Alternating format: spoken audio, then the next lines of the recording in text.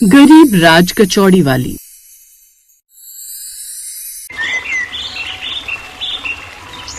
दिल्ली शहर के पॉश इलाके की खान मार्केट में एक बड़ी सी राज कचौड़ी की दुकान थी, जिसके बाहर एक बोर्ड पर बड़ा सा लिखा हुआ था, गरीब राज कचौड़ी वाली। एक रोज उस बड़ी सी दुकान के बाहर एक फटे पुराने मैले कुचले कपड़ों में एक औरत बड़ी देर से खड़ी होकर गार्ड से कुछ कह रही थी।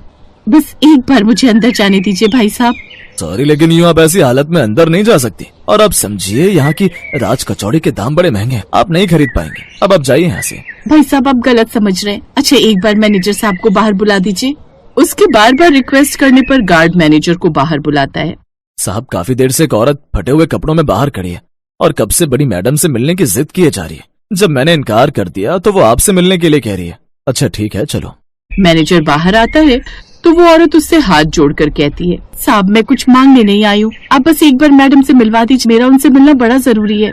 देखिए मैडम, सबसे नहीं मिलती, वो काफी बिजी है। आप बस मेरा एक काम कर दीजिए, उनको जाकर बोलिए कि पुष्पा आई है। अरे लेकिन आप समझ क्यों नहीं रहे? ये तो हमारी शराफत है कि हम आपसे तमीज से पेश आ रहे हैं, क्योंकि हमारी मैडम नहीं चाहती कि यहाँ आने वाले किसी भी इंसान से हम बदतमीजी करें। इसीलिए बेहतर यही होगा कि आप यहाँ से चली जाएं। आप बस एक बार उनसे जाकर बोल दीजिए कि पुष्पा उनसे मिलना चाहती है। अगर उन्होंने इनकार कर दिया तो मैं चुपचाप यहाँ से चली जाऊंगी। अच्छा ठीक है, तुम रुको, मैं अभी मालती मैडम को आपका मैसेज देकर आता हूँ। इसके बाद मैनेजर अंदर जाता है, जहाँ मालती अपने केबिन में बैठी हुई थी। मैडम, कोई औरत आई है जो काफी देर से आपसे मिलने की जिद किए बैठी है। कौन औरत? वो अपना नाम पुष्पा बता रही है, कहती है आपको उनका नाम बता दूं। पुष्पा का नाम सुनते ही मालती कुछ सोचने लगती है, फिर झट से कहती है, उन्हें जल्दी से अंदर लेकर आओ। जी मैडम। कुछ देर बाद मैनेजर उस औरत को मालती के केबिन में छोड़ जाता है। कुछ देर बातें करने के बाद रोती हुई पुष्पा खुशी खुशी वापस लौटती है। उसके हाथों में एक पिन्नी थी जिसमें ढेर सारी नोटों की गड्डियां थी। किसी को समझ नहीं आ रहा था कि आखिर मामला क्या है, और पूरा दिन सबके मन में यही सवाल चलता रहा कि आखिर इतनी बड़ी औरत एक मामूली सी फटे हाल औरत को कैसे जानती है। मालती का एक कुक जिसका नाम संजय था, उससे इंतजार नहीं हुआ और आखिरकार उसने उससे पूछ ही लिया। मैडम, अगर आपको बुरा न लगे तो क्या मैं एक बात पूछूं? पूछो संजय, और बुरा लगने वाली कौन सी बात है? ये बड़ी सी दुकान मेरा घर है और तुम सब मेरे परिवार के सदस्य की तरह हो। Thank you so much madam. Madam, वो औरत कौन थी जो आज सुबह आपसे मिलने आई थी? पहले वो कितनी उदास थी, लेकिन आपके कैबिन से बाहर आकर तो वो बड़ा खुश थी। ये बात सुनते ही कुछ देर के लिए मालती चुप हो जाती है, जैसे किसी ने उसकी दुखती रग पर हाथ रख दिया हो। कोई बात नहीं मैडम, अगर आप नहीं बताना चाहती इट्स ओके, लेकिन आप उदास मत होइए। तभी बाकी का स्टाफ भी वहाँ खड़ा था। तुम सच जानना चाहते हो तो सुनो, हमारा एक ठेला हुआ करता था जिस पर मेरे पति राज कचौड़ी बनाकर बेचा करते थे, लेकिन एक रोज उनकी तबीयत अचानक खराब हो गई और उन्होंने बिस्तर पकड़ लिया। हमारी एक जमीन थी जो कि किसी ने गलती से हथिया ली। अपने परिवार का पालन पोषण करने के लिए मैंने अपने पति का ठेला लगाना शुरू कर दिया। लाजपत नगर के जिस एरिया में मैं ठेला लगाने गई तो वहाँ उस औरत यानी कि पुष्पा महाजन की एक बहुत बड़ी दुकान हुआ करती थी, राज कचौड़ी की, जो कि उस वक्त काफी फेमस हुआ करती थी। पुष्पा महाजन की यहाँ की कचौड़ी जो कोई भी एक बार खाएगा वो मेरे यहाँ बार बार आएगा। अरे पुष्पा बहन, तुम्हारे यहाँ की राज कचौड़ी का तो दूर दूर तक कोई मुकाबला नहीं। मैं तो हर रोज जमुना पार से साइकिल लेकर तुम्हारे यहाँ की राज कचौड़ी खाने आता हूँ। अच्छा ठीक है, चल अब लाइन में लग जा, सुबह सुबह भेजा ना खा। ये सुनकर वहाँ खड़े लाइन में लगे सभी लोग हंसने लगते हैं। तभी एक गरीब ठेले वाली डरी सहमी सी वहाँ पर ठेला लेकर आती और अपनी राज कचौड़ी का ठेला उसकी थोड़ी दूरी पर लगा लेती है और आवाज देकर लोगों को बुलाने लगती है, आइए आइए, सस्ती राज कचौड़ी खाइए, आइए। उधर लाइन में लगे लोग अभी भी पुष्पा के यहाँ इंतजार में खड़े थे। हैं? ये कौन बकरी है जो लगातार यहाँ पर मिमियाई जा रही है? ए हरिया, पता तो करिए चम्मक छल्लो कहाँ से आई है? जी मैडम। हरिया मालती के पास जाता है। कहाँ से आई है तू ये ठेला लेकर? ठेले से थोड़ी दूरी पर लगा। जी वो मैं नेहरू नगर में रहती हूँ, घर में पति बीमार है, इसलिए मुझे ये सब काम करना पड़ रहा है। ठीक है, लेकिन तेरा ये ठेला ज्यादा वक्त हमारी मालकिन की दुकान के आगे टिकने नहीं वाला। जानती नहीं है उनकी सबसे फेमस दुकान है यहाँ पर। वो गुस्से में वहाँ से चला जाता है और पुष्पा को जाकर सारी बात बताता है। अरे 2-4 दिन का शौक है इस मैना का, जब काम नहीं चलेगा तो अपने आप ठेला बंद करके चली जाएगी। पुष्पा को अपने काम पर बड़ा घमंड था। उसका काम जैसे जैसे बढ़ता जा रहा था उसमें घमंड भी बढ़ते जा रहा था। एक रोज एक भिखारी उसकी दुकान में आता है। बहुत भूख लगी है, कुछ दे दे माई। सुबह सुबह दुकान खुली नहीं कि भिखारी आकर टपक पड़े। चल जाए यहाँ से उस सामने वाली के ठेले पर। वैसे भी सारा दिन यहाँ मक्खियाँ ही मारती है, इसी बहाने कोई तो उसकी राज कचौड़ी खाएगा। इसके बाद वो भिखारी मालती के ठेले पर जाता है और मालती उसे अपने हाथों से मुफ्त में राज कचौड़ी बनाकर खिलाती है, जो कि उसे बड़ी ही स्वाद लगती है। उसे खाते ही वो खुशी से नाचने लगा। वाह क्या स्वाद है, लाजवाब। अरे भाइयों, तुम सब उसके यहाँ क्या कर रहे हो? अरे एक बार यहाँ इस गरीब की राज कचौड़ी खाकर तो देखो। मैं दावे से कह सकता हूँ ऐसी बेमिसाल कचौड़ी तुमने आज तक नहीं खाई होगी। पुष्पा के यहाँ लाइन में लगे काफी देर तक खड़े खड़े ग्राहक भी परेशान होने लगे थे, तो उनमें से एक ग्राहक परेशान होकर मालती के ठेले पर चला जाता है। बहन, तुम ही मेरे लिए राज कचौड़ी बना दो। सुबह से भूखा हूँ और कुछ देर लाइन में लगा रहा तो ऐसा ना हो कि कहीं मैं यहीं चक्कर खाकर न गिर जाऊँ। आप बस थोड़ी देर रुकिए, मैं अभी बनाकर दे देती हूँ। मालती उसे जल्दी से एक प्लेट लगाकर दे देती है, जिसे खाते ही वो खुश हो जाता है। वाह बहन, ये तो बहुत ही स्वादिष्ट है। ऐसी चाट तो मैंने आज तक नहीं खाई। 2 प्लेट और लगा दो। उसको भी उसके हाथ की बनाई हुई चाट बड़ी पसंद आती है और वो भी खुश हो जाता है। अरे तुम लोग वहाँ क्यों समय बर्बाद कर रहे हो? एक बार इनके हाथ की राज कचौड़ी खाकर देखो। उसके कहने पर अब और भी ग्राहक उसके पास आते हैं और राज कचौड़ी खाने लगते हैं। अब जो भीड़ पहले पुष्पा के ठेले पर लगती थी, अब मालती के यहाँ लगने लगी, जिससे पुष्पा काफी गुस्से में आ गई। इस गरीब ठेले वाले की वजह से मेरा काम धंधा कम हो गया। हरिया, अपने आदमियों के साथ जाओ, उसका ठेला तोड़ दे। अपने आदमियों से कहकर पुष्पा ने मालती का ठेला तोड़वा दिया। नहीं, ऐसा मत करो, नहीं नहीं। तभी मालती के सपोर्ट में उसके ग्राहक आते हैं। हमारे साथ पुलिस स्टेशन चलो। हम अभी पुलिस स्टेशन चलते हैं और इसके खिलाफ रिपोर्ट लिखवाते हैं। नहीं नहीं, उसने जो मेरे साथ किया उसकी सजा उसे परमात्मा देगा। इसके बाद मालती ने एक नया ठेला लिया और उस पर अपना काम शुरू किया। उसके ग्राहक उसके साथ थे, इसलिए उसे किसी बात की चिंता नहीं थी। अब वो दिन पर दिन अच्छी कमाई करने लगी और पुष्पा के ग्राहक काफी कम हो गए। फिर एक रोज बाहर मौसम खराब था कि तभी अचानक पुष्पा की दुकान में शॉर्ट सर्किट हो गया और उसकी सारी दुकान जलकर खाक हो गई। अब पुष्पा को उसके कर्मों का फल मिल गया। बस उस रोज के बाद पुष्पा की माली हालत काफी खराब हो गई और वो दर दर भटकने लगी। आज उसके बच्चे की तबीयत खराब थी, इसलिए उसको पैसों की जरूरत थी, तो मैंने उसकी मदद कर दी। ईमानदारी, मेहनत और सच्चे स्वाद की कद्र हर कोई करता है, चाहे ठेला हो या होटल। इंसान का साफ दिल और नियत उसे जीवन में सफल जरूर बनाती है।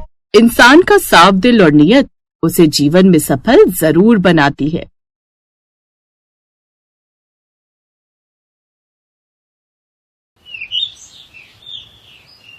गांव में सोहन का एक आलू कचौड़ी का ठेला था, लेकिन गांव में उसे कुछ खास कमाई नहीं हो पाती थी, जिस कारण उसने शहर में जाकर आलू कचौड़ी का ठेला लगाने का फैसला किया।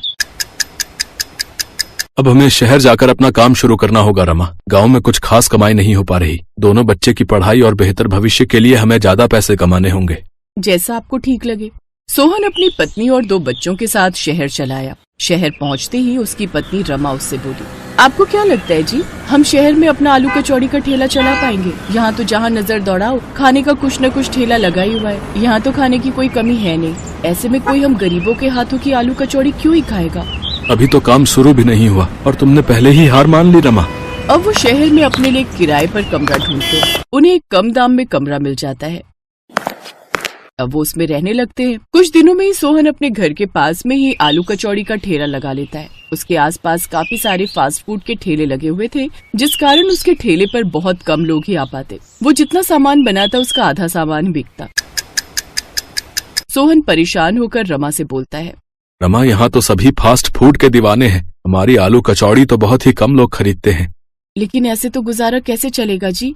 कमरे का किराया भी देना है, बच्चे भी साथ में हैं, उन्हें भूखा भी नहीं रख सकते। हमें कोई ऐसी जगह तलाशनी होगी जहाँ हमारा आलू कचौड़ी का काम अच्छा चले। लोग ज्यादातर आलू कचौड़ी खाना पसंद करते हो।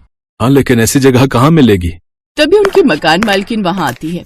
ऐसी जगह तो नाथपुरा ही है। वहाँ रेलवे स्टेशन और बस स्टॉप दोनों आसपास ही हैं। वहाँ हर तरह के लोग आते हैं। मुझे यकीन है तुम्हारा काम वहाँ जरूर चलेगा और मेरे पति की उस स्टेशन मास्टर से अच्छी जान पहचान है, तो वो तुम्हारा ठेला लगवा देंगे।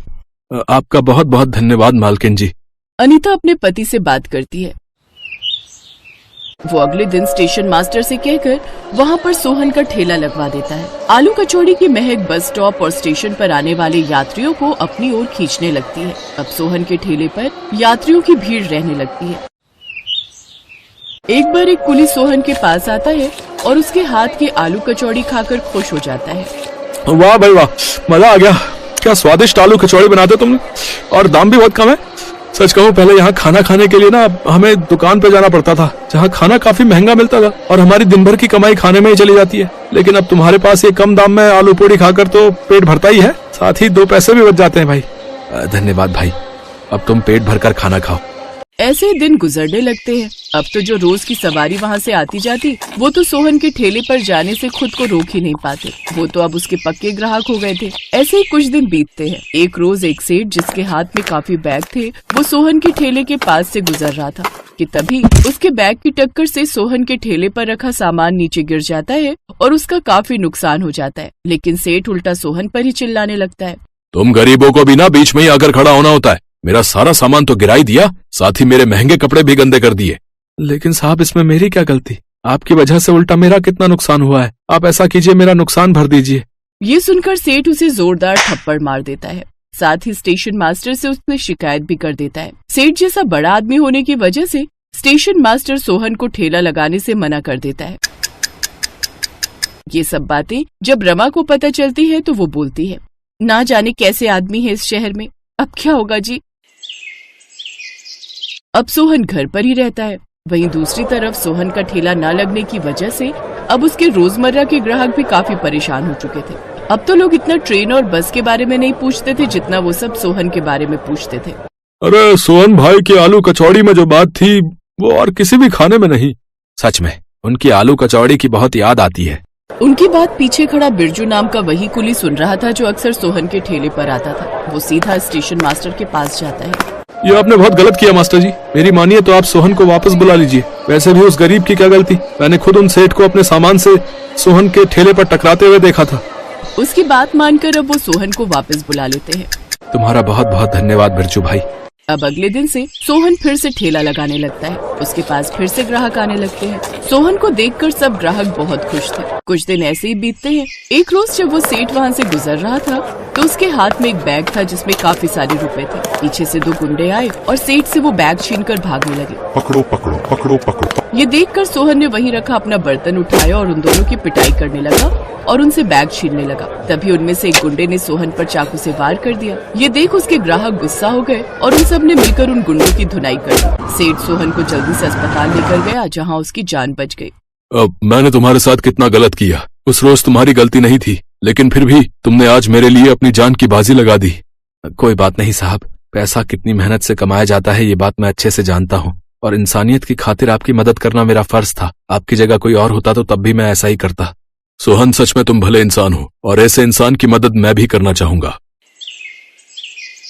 अब सेठ सोहन के लिए एक बड़ी सी दुकान खुलवा देता है जिससे उसके पास और भी ग्राहक आने लगते हैं।